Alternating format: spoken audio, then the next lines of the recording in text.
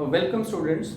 हम आज इस वीडियो में part B analysis of financial statements का chapter 1 that is financial statements of companies discuss करेंगे, जिसका टॉपिक है बैलेंस शीट। अगर आप इस वीडियो को देख लेते हैं तो बैलेंस शीट का किसी भी क्वेश्चन में आप जो कि बोर्ड में 3 मार्क्स के क्वेश्चन है उसमें कोई भी डिफिकल्टी फेस नहीं करेंगे। So let's start. Our chapter 1 is financial statements of companies. So अगर हम यहाँ देखें फाइनेंशियल स्टेटमेंट है जो कि हम पहले डिस्कस कर चुके हैं, that financial statements are those statements which will depict the profitability as well as financial position of the company. So those statements which will show the profitability and financial position of the company will be known as financial statements. तो profitability हमें company की कहां से पता चलेगी?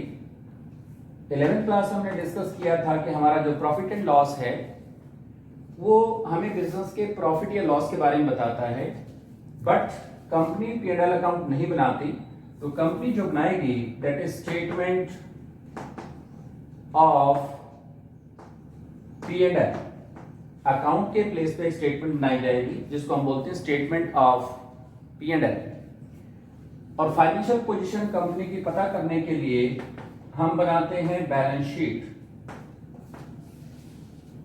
तो जो आज का हमारा टॉपिक है दैट इज बैलेंस शीट। और बैलेंस शीट या स्टेटमेंट ऑफ P&L कंपनी का कंपनीज एक्ट 2013 के शेड्यूल 3 के अकॉर्डिंग बनता है। और जो शेड्यूल 3 है इसके 2 पार्ट्स हैं, part 1 and part 2। And according to part 1 company की बैलेंस शीट बनेगी और पार्ट 2 के अकॉर्डिंग स्टेटमेंट ऑफ P&L का फॉर्मेट गिवन है जो कि एग्जैक्टली हमें सेम फॉलो करना है। बैलेंस शीट का जो फॉर्मेट हम डिस्कस करेंगे सेम सीक्वेंस उसमें फॉलो की जाएगी। हम ऐसा नहीं कर सकते जैसे 11th क्लास में हमने किसी भी आइटम को कहीं भी जहां मन हुआ वहां दिखाया। तो बैलेंस शीट और स्टेटमेंट ऑफ P&L में एक पर्टिकुलर फॉर्मेट जो कंपनीज एक्ट में गिवन है शेड्यूल 3 के अकॉर्डिंग वही हमें फॉलो करना है। So balance sheet can be prepared. Balance sheet में सबसे पहले हम लिखेंगे balance sheet of company's name, then as at year end, क्योंकि कंपनी की बैलेंस शीट जो बनेगी वो ईयर एंड में बनेगी। तो कंपनी की जो बैलेंस शीट है वो 2 साइड्स में क्लासिफाइड है। जैसे हम 11th क्लास में बैलेंस शीट बनाते थे कंपनी की, हम उसको टी शेप में बनाते हैं कंपनी की बैलेंस शीट को, सोल प्रोप्राइटरशिप की बैलेंस शीट को। बट कंपनी की जो बैलेंस शीट है वो टी शेप में नहीं बनेगी, ये वर्टिकल शेप में बनेगी। पहले लायबिलिटीज और उसके नीचे एसेट्स दिखाई जाएंगे। तो ये हमारे पास फॉर्मेट है। फर्स्ट हमारा इसमें कॉलम होगा particulars, second column note number, third one is current year, figures at the end of current year and figures at the end of previous year. So हमारा जो पर्टिकुलर्स कॉलम है सभी assets और liabilities इसमें दिखाई जाएंगी। Particulars column में assets as well as liabilities दिखाई जाएंगी। तो एसेट्स और लायबिलिटीज जो हम दिखाएंगे, पहले लायबिलिटीज फिर एसेट्स। तो लायबिलिटीज के हमारे इसमें 3 हेड हैं। ये साइड है equity and liabilities, second side is assets. Equity and liabilities में 3 heads. Number 1 head is share holders funds, second head is non current liabilities, third head is current liabilities. And assets में भी 2 head हैं, non current assets and current assets. So total balance sheet 2 sides, 5 heading. हालांकि इसमें equity and liabilities में एक और head है जो कि +2 सिलेबस में नहीं है, तो इसलिए हम उसको डिस्कशन नहीं कर रहे हैं। शेयर होल्डर्स फंड्स में फर्दर ये शेयर होल्डर्स हेड है, इसमें फर्दर 2 सब हेड हैं, जिसमें कि फर्स्ट सब हेड होगा शेयर कैपिटल। कंपनी के जो शेयर होल्डर हैं उनसे जो कैपिटल रिसीव हुई है वो शेयर कैपिटल में दिखाएंगे, और जो कंपनी के शेयर होल्डर्स के प्रॉफिट्स हैं उनको अगर हमने रिटेन कर लिया तो उसको हम दिखाते हैं reserve and surplus, and that is also a part of share holders funds. Next non current liabilities हैं। नॉन करंट लायबिलिटीज में दो सब head, that is long term provision, long term borrowings and long term provisions. तो इसमें हम दो सब head दिखाते हैं जो कि हमारे सिलेबस में है नॉन करंट लायबिलिटीज में, long term borrowings and long term provisions. Next हमारा जो है करंट लायबिलिटी है जिसमें कि 4 सब हेड हैं। तो हम थोड़ा सा इसको मेमोरी टेक्निक से इसके लिए शॉर्ट यूज कर सकते हैं बच्चों, स्टॉस। आप मेरे पीछे बोलेंगे, S means short term borrowings, S means short term borrowings.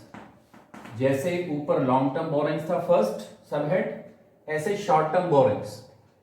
फिर जो लास्ट एस है that is short term provisions, short term provisions. जैसे हमने ऊपर डिस्कस किया फर्स्ट एंड लास्ट, ऐसे first S short term borrowings, last S short term provisions. और इसके बीच में दो चीजें आएंगी, T for trade pebbles, T for trade payables, S for short term borrowings, T for trade payables, O for other current liabilities, other current liabilities. तो ये 4 हमारे सब हेड हैं करंट लायबिलिटीज में। एसेट्स में दो सब हेड हैं, सब दो हेड हैं।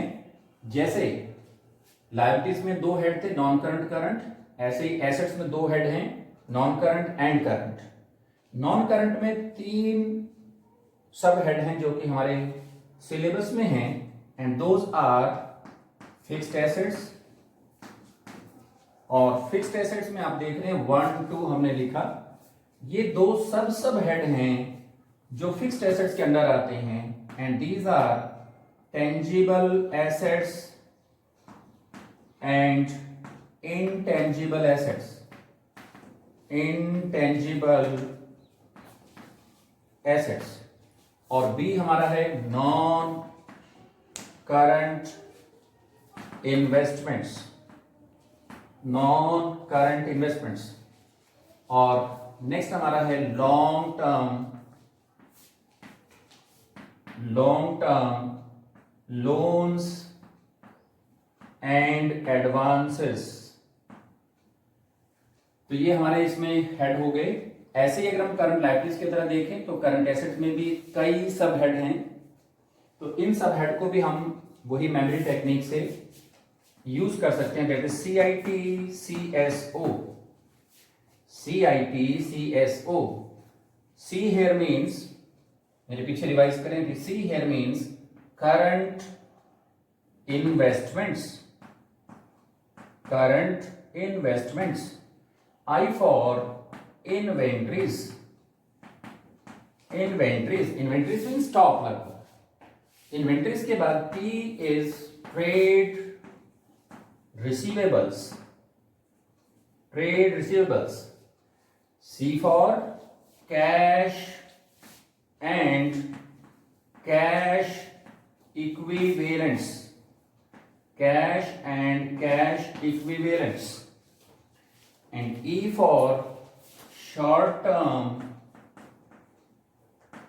loans and advances। और O आपका है अदर करंट एसेट्स। तो आपको जैसे पता है प्रीवियसली जब हम 11th क्लास में बैलेंस शीट बनाते थे, बैलेंस शीट की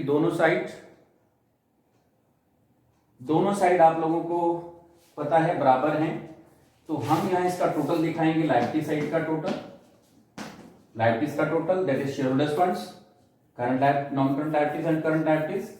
और यहां दिखाएंगे current asset and non current assets, उसका टोटल हम लोग दिखाएंगे। तो प्लीज एक बार रिवाइज करें सारी चीजों को। कंपनी की balance sheet schedule third part 1 के अकॉर्डिंग बनती है। इसमें दो साइड हैं, दो side equity and liabilities, assets, दो साइड जिसको हमें रोमन में लिख लेना है।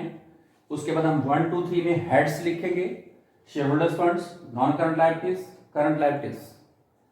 ऐसे ही हम एसेट्स में हेड लिखेंगे non current assets and current assets. It's very easy. उसके बाद हम लोग सब हेड दिखाएंगे। सब हेड आपका है शेयर होल्डर्स फंड्स में share capital, reserve surplus, non current liabilities में long term borrowings and long term provisions, और करंट लायबिलिटीज में मेमोरी टेक्निक से S means first short term borrowings, यहां लॉन्ग टर्म था, यहां short term, last S means short term provisions, और फिर बीच में T means trade payables, O means other current liabilities. Non current assets में हम लोग दिखाएंगे सबसे पहले फिक्स्ड एसेट्स। फिक्स्ड एसेट्स में further sub head tangible assets, intangible assets, and head his next sub head is non current investments. C is long term loans and advances. Current assets में CIT CSO. C means current investments, I means inventories, T means trade receivables, C means cash and cash equivalents, S means short term loans and advances, and O means other current assets, and then total of both sides. तो बच्चों अब हम इसमें discuss करने जा रहे हैं कि जो आपकी सब हेड्स हैं शेयर होल्डर्स कैपिटल, इसके नीचे कुछ आइटम्स आएंगे। आइटम्स जो सब हेड में चीजें दिखाई जाएंगी उनको हम बोलते हैं आइटम्स। तो सबसे पहले share capital, number 1 is share capital. Share capital तो हमने यहां दिखाया है कि हम इसमें नोट नंबर दिखाएंगे, नोट नंबर 1, 2, 3, 4, 5 इस तरीके से।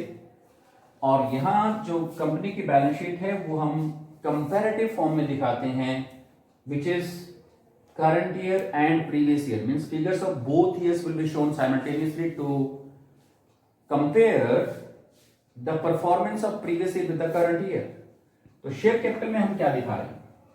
शेयर कैपिटल में शेयर होल्डर्स की हम कैपिटल दिखाएंगे, उस जिसमें फर्स्ट आइटम आपकी है authorised share capital. Authorised share capital, और जो ऑथोराइज्ड शेयर कैपिटल है ये हम इश्यू ऑफ शेयर्स में डिटेल में डिस्कस करेंगे कि ऑथोराइज्ड कैपिटल का मीनिंग क्या है। So this is total capital for which the company is authorised to issue shares throughout its whole life time. इसका वो पार्ट जो कि हमने शेयर होल्डर्स को, जो कि हमने पब्लिक को इशू कर दिया, that part is known as issued capital. And third one is हमने पब्लिक को शेयर इशू किए, पब्लिक जितनी शेयर्स के लिए एप्लीकेशन देती है उसको हम लोग बोलते हैं सब्सक्राइब्ड कैपिटल।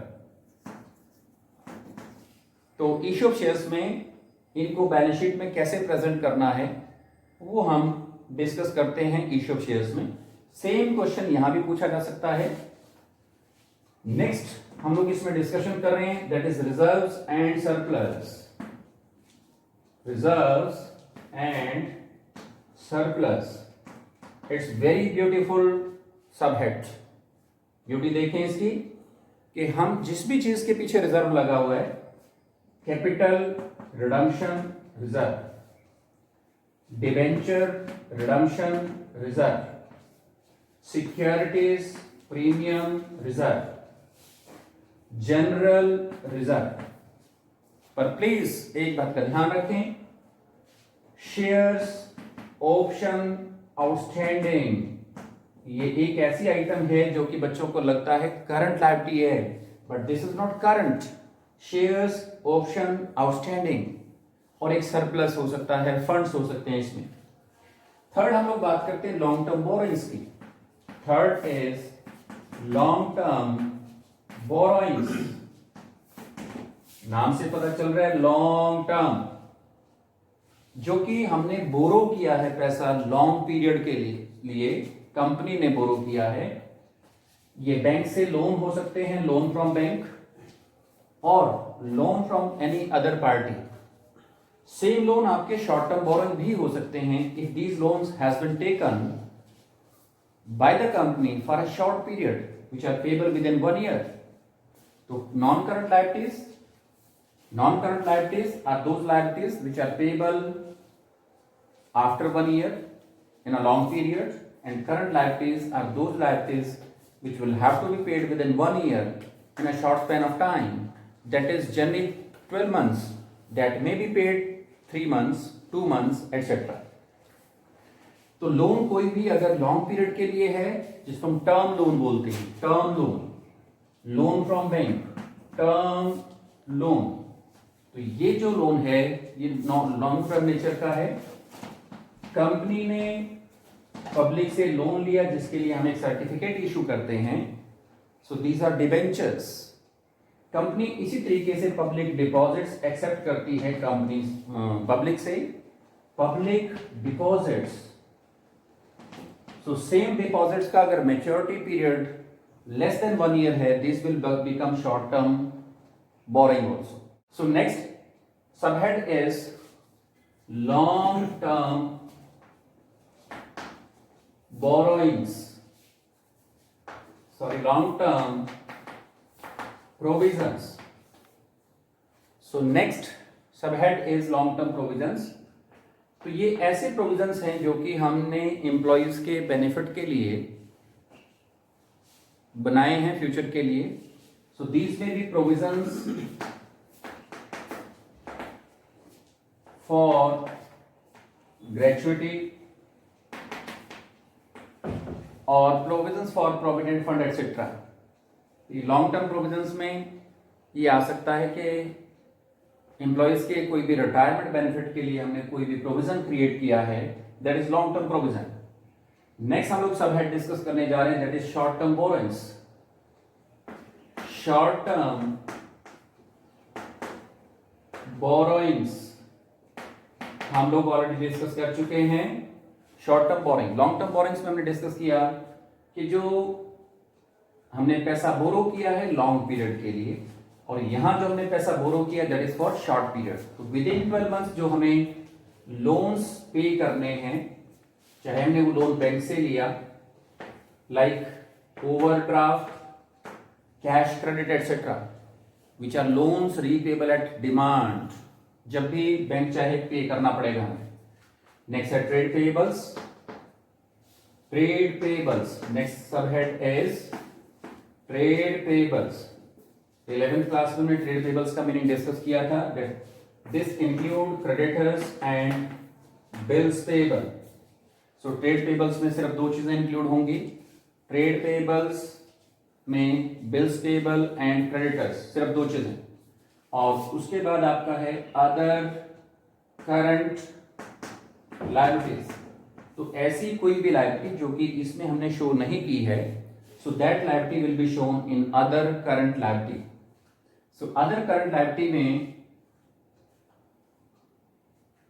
लायबिलिटीज आ सकती हैं हमारी, दैट इज आउटस्टैंडिंग एक्सपेंस। कोई भी ऐसा एक्सपेंस जो हमने पे नहीं किया, आउटस्टैंडिंग एक्सपेंस। और कोई भी इसमें आ सकती है हमारी unearned income, unaccrued income, or these are incomes received in advance. Incomes received in advance. And last is our short term provisions. Short term provisions, ये हमें किसी का पैसा पे नहीं करना है, ये हमने प्रॉफिट्स में से प्रोविजन क्रिएट किया है। इसका आपके पास एग्जांपल है प्रोविजन फॉर बैड डेट्स और डाउटफुल डेट्स। तो हम कोई भी प्रोविजन क्रिएट करते हैं, और प्रोविजन फॉर टैक्स, हम टैक्स पे करने के लिए कोई भी प्रोविजन क्रिएट करते हैं, these are meant for short period. तो ये हमें सिर्फ 1 साल के अंदर अंदर इनको सेटल करना है। ये हमारी पूरी लायबिलिटी साइड जो है वो हो गई है। और नेक्स्ट हम लोग अब डिस्कस कर रहे हैं एसेट्स में, और एसेट्स में काफी चीजें हमें नोन हैं, जैसे कि फिक्स एसेट्स हैं, जो एसेट्स हमें लॉन्ग पीरियड के लिए यूज करनी है, these are not meant for resale. And current assets are those assets which can be converted into cash within 1 year. Current assets, these may be meant for resale. Stock वगैरह है जैसे हम उसको cell कर सकते हैं, या ऐसी एसेट्स जिनको 1 साल के अंदर अंदर कैश में कन्वर्ट किया जा सकता है. तो फिक्स एसेट्स में फर्दर हमारी जो एसेट्स हैं दैट इज टेंजिबल एसेट्स. और टेंजिबल एसेट्स के आपके पास बहुत सारे एग्जांपल्स हैं.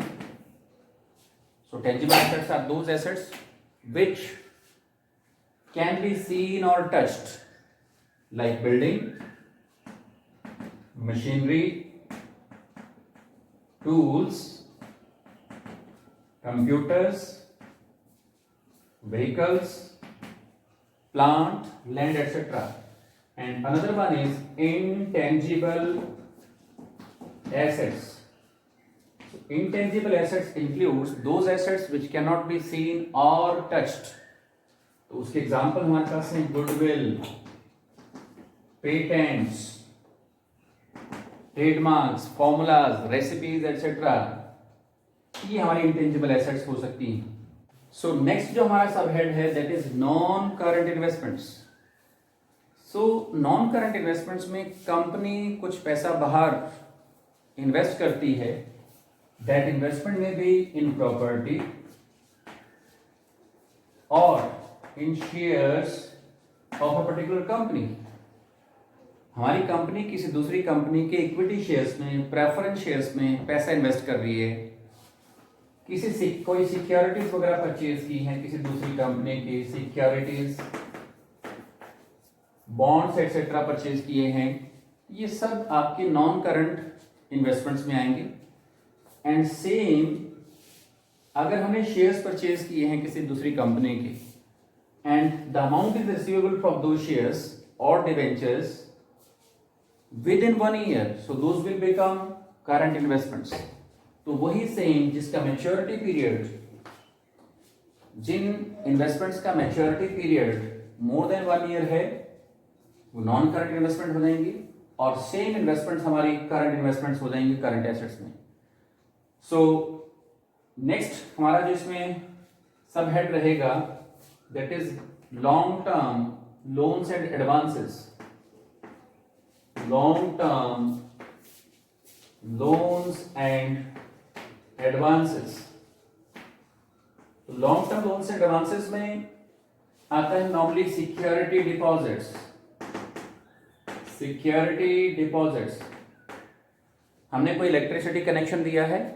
इलेक्ट्रिसिटी कनेक्शन के लिए हमने इलेक्ट्रिसिटी डिपार्टमेंट के पास सिक्योरिटी डिपॉजिट करवाई. तो ये सिक्योरिटी एक लॉन्ग पीरियड के लिए होती है. So this is long term loans and advances. And in the same way any capital advances, हमने कोई भी कैपिटल एक्सपेंडिचर के लिए, किसी बिल्डिंग की कंस्ट्रक्शन के लिए हमने एडवांस दिया है, सो कैपिटल एडवांसेस भी आपके इसमें आएंगे. नेक्स्ट जो हमारा सब हेड है that is current investments. Current investments हमने ऊपर डिस्कस किया था कि हमारी कंपनी ने दूसरी कंपनी के इक्विटी शेयर्स या प्रेफरेंस शेयर्स परचेज किए हैं. हमारी कंपनी ने किसी दूसरी कंपनी के डिवेंचर्स में इन्वेस्टमेंट किया हुआ है. And if the maturity period of debentures, maturity period of debentures is less than 1 year, हम लोग उसको 3 मंथ्स में उसका रिडेम्पशन है, वो रिडीम होने हैं डिवेंचर्स, तो वो करंट इन्वेस्टमेंट हो जाएगा. बट अगर सेम डिवेंचर्स आफ्टर 3 इयर्स और 4 इयर्स रिडम्पशन होनी है उनकी, तो सेम आपका नॉन करंट इन्वेस्टमेंट हो जाएगा. तो हम किसी भी गवर्नमेंट सिक्योरिटीज में, कोई बॉन्ड्स में, डिवेंचर्स में, शेयर्स में पैसा इन्वेस्ट करते हैं and that is convertible to cash within 1 year, so that will become current investments. Next is inventories. Inventories is a broader term. Inventories is a broader term in comparison of stock. तो इसमें हम लोग discuss करते हैं that is inventories of raw material,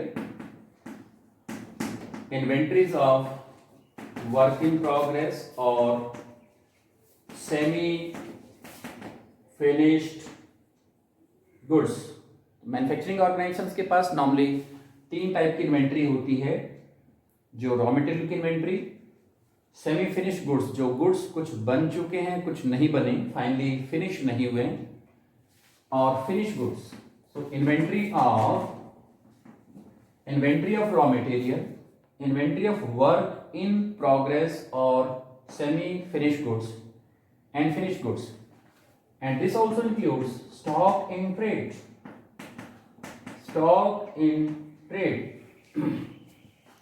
इसमें 2 special item हैं हमारी, that is loose tools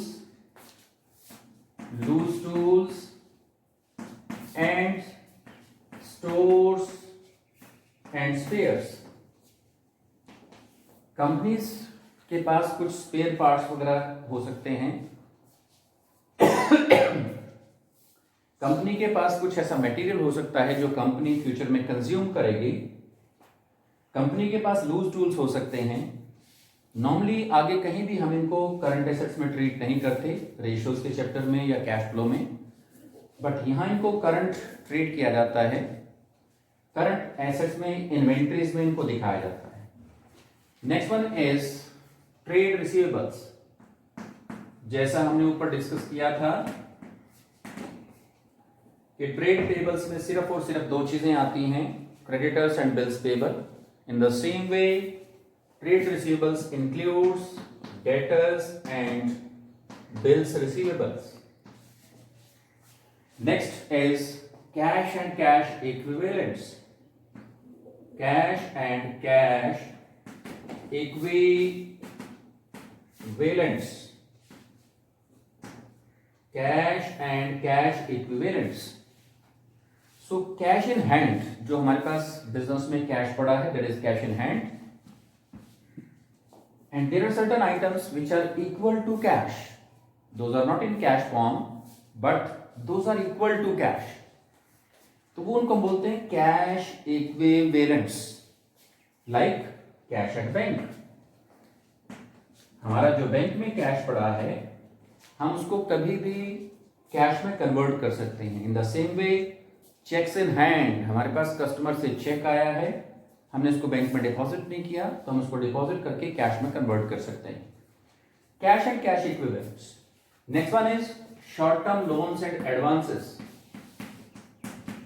short term loans and advances. Short term loans and advances, अगर हमने कोई भी सिक्योरिटी डिपॉजिट दे रखा है शॉर्ट पीरियड के लिए, तो वो हमारा short term loans and advances हो सकता है। हमने किसी क्रेडिटर को या सप्लायर को शॉर्ट पीरियड के लिए पैसा दिया तो वो आपका short term loans and advances में हो सकता है। मैं क्लियर करना चाहूंगा यहाँ थोड़ा, करंट लायबिलिटीज में अभी हमने लोन्स वगैरह डिस्कस किए हैं, तो ये लोन्स एंड एडवांसेस ऐसे हैं जो कि कंपनी ने दूसरी कंपनीज को या किसी पार्टीज को दिए हैं। यहां जो हम लोग लोन्स दिखाते हैं, those loans has been taken by the company. Company ने अगर लोन लिया तो लायबिलिटी, बट अगर कोई भी loan short term loans and advances हैं या long term loans and advances हैं, long term loans and advances जो कंपनी ने दिए, short term loans and advances जो कंपनी ने दिए। Long term loans and advances means these will have to be recoverable in a long period, means ये long period के लिए हैं, और short term loans and advances जो हैं वो हमने short period के लिए दिए हैं। तो next हमारा other current asset है। तो अगर कोई भी ऐसी एसेट जो ऊपर किसी भी सबहेड में नहीं दिखाई जा सकी, so those are other current assets. So other current assets में कौन सी एसेट्स आ सकती हैं? That is prepaid expenses, expenses paid in advance, advance tax, accrued incomes, accrued और earn incomes, commission received, commission receivable, rent receivable etcetera. So ये current assets इसमें दिखाएंगे। तो लास्ट में बच्चों हम लोग एक बार फिर से रिवाइज कर रहे हैं। बैलेंस शीट कंपनी की दो side equity and liabilities and assets, 5 head shareholders funds, non current liabilities and current liabilities, और इसमें एसेट्स में सिर्फ 2 non current assets and current assets. फिर इसमें sub head share capital, reserve surplus, long term borrowings, long term provisions, current liabilities में स्टॉस, S short term borrowing, T trade payables, O other current liabilities and S short term provisions. Non current assets में fix assets जिसमें sub head होगा tangible and intangible assets. B sub head non current investments, long term loans and advances जो company ने loan दिए हैं किसी दूसरे को। और करंट एसेट्स में फिर कई सब हेड हैं, तो हम इसको लिखते हैं CIT CSO। C means current investments, I means inventories, T means trade receivables, C means cash and cash equivalents, S means short term loans and advances and other current assets. So last में मैं आपको यही कहना चाहूंगा कि जो balance sheet है ये इतनी इंपॉर्टेंट है कि ये आपके सभी चैप्टर्स में फर्दर काम आने वाली है। कंपैरेटिव स्टेटमेंट्स में, कॉमन साइज स्टेटमेंट्स में, ratio analysis and cash flow statement, तो सभी चैप्टर्स में part B analysis of financial statement में ये balance sheet as it is इसी फॉर्मेट में यूज होने वाली है।